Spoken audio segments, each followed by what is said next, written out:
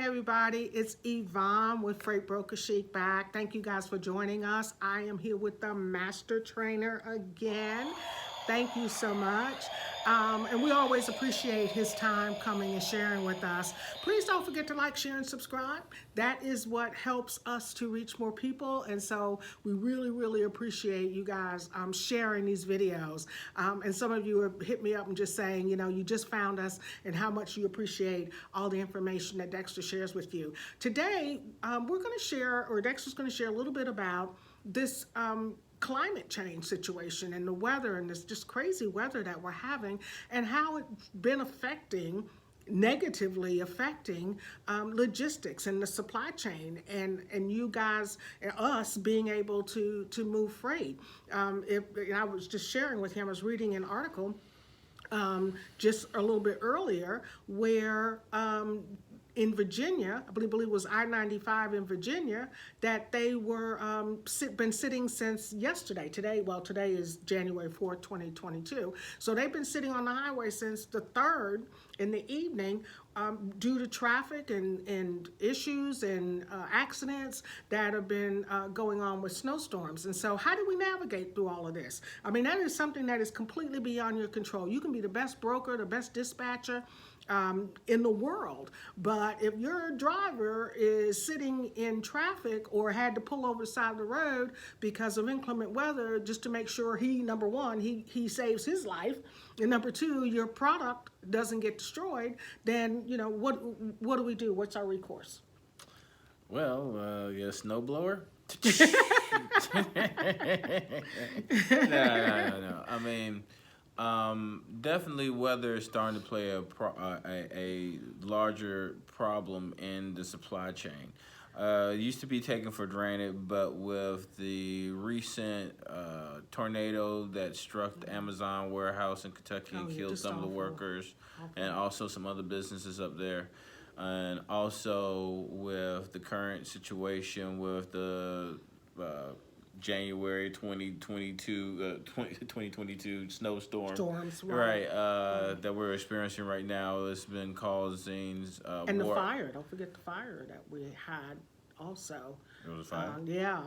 I think there's like 1,000 homes have been lost so far. So that whole communities. All right. So weather is starting to play a bigger effect on human interaction and human, everything basically with our planet and also with the supply chain. So now there's more intense thunderstorms, more intense hurricane seasons, more intense, well, you don't want to say a more intense tornado, but there's even more outbreaks of tornadoes. The outbreak of the tornadoes was like maybe something like with 300 tornadoes that one day, all across in the region. So with that, it does help to also, as a broker, kind of know what's going on in a region. If you're running freight in that area a lot, get an idea of what's going on with the weather from your driver, and then be able to convey that to the destination and let them know, hey, listen, he's running into this, he's running into that. He might be a little bit late, but he is making his way through. It's just he's going through some situation right now with the weather. The consignee or destination usually appreciates that and it will go the extra distance. But if you don't call them ahead of time and let them know that they're running late, they just look at the truck's late and didn't show up, and now this put a bad taste. Right, and then when you call them and ask for the help, then you might get it, you might not. Well, why didn't you call earlier and let me know that was going to be late? You know. Right. So, well, and one of the things that we just talked about too was as the broker, you know, it would behoove us to begin to be a little bit more diligent and responsible in tracking different climates. If you're in, Illinois is going to be totally different than Florida. So, you're having snowstorms these type of years, or wherever you're having tornadoes, it just may be a good practice to begin to check the weather even before you book that load. Right.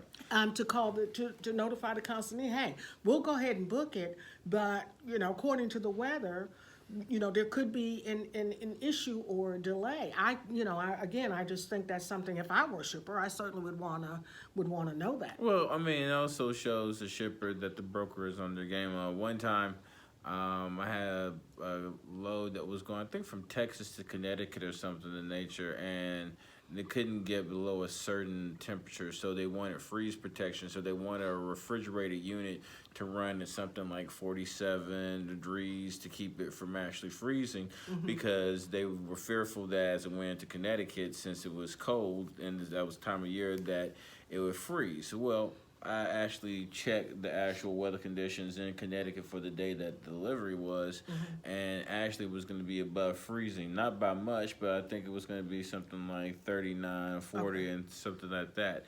So I was just like, there's really no reason for you to actually pay extra for a refrigerated truck to go from here to Connecticut. When you get there, when it delivers, it's going to be 40 degrees. So here you can use the dry van and you can save money. Okay. And so the customer really appreciated that I was that diligent to look a little bit further ahead and find out the weather pattern, and with the weather pattern be able to save them actually money. And so, but yeah, always, if you're a broker, make sure that you have a general idea of what type of weather is going on, especially if it's a route that is traveled known for, or especially if it's a route where you're making your most money on too. You want to you want to know that everything's running nicely with that. Also, the biggest thing: never ever force drivers to drive fast in bad weather. Amen. I don't care how long it takes. Amen. Just let them mosey along. If they have to shut down and do it the next day, we're playing with people's lives out here. So the most important thing is making sure the driver gets there safe and sound. You can always replace a load. That's right. Can't replace a person. Cannot replace a person. Can't replace them. Great Irreplaceable. So yeah. So basically, that's exactly what I wanted to say about weather. Okay. Keep it in the back of your head, because it is one of those things that needs to be thought about, and it can affect your delivery time or even pickup time, or everything really. Right. You know. And I found the consignees are most, unless it's an appointment schedule, they're very flexible. Yeah. I mean, they, willing to work with you, willing to say, look, well, here's my cell phone number.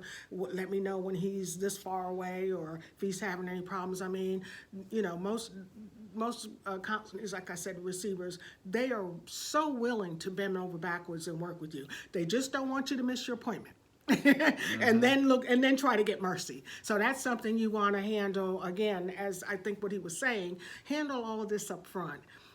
So that your load is delivered in a much smoother manner, your driver is safe, and the product is safe, and then we can go ahead and get those loads closed out, and the receiver is happy that they've received their product, and the shipper as well. And we get paid. And everybody gets paid. Yeah. Right. All right. Anything else? No, that's just it. Short, sweet, and to the point this time. All right, great. Well, don't forget, our next training is going to be January the 19th, 2022. It's already here. It just seems like forever. I was talking about it, and it's here. So I will have that information in the comments for you guys. You guys have an amazing 2022. We're looking for amazing things to happen. It's my understanding that the last report I read, logistics is going to be growing probably about 66% this year. So, man, it's a great time to be in logistics. You guys have a great day, and we'll see you next time here on Freight Broker Chic. Bye-bye, everybody. Bye-bye.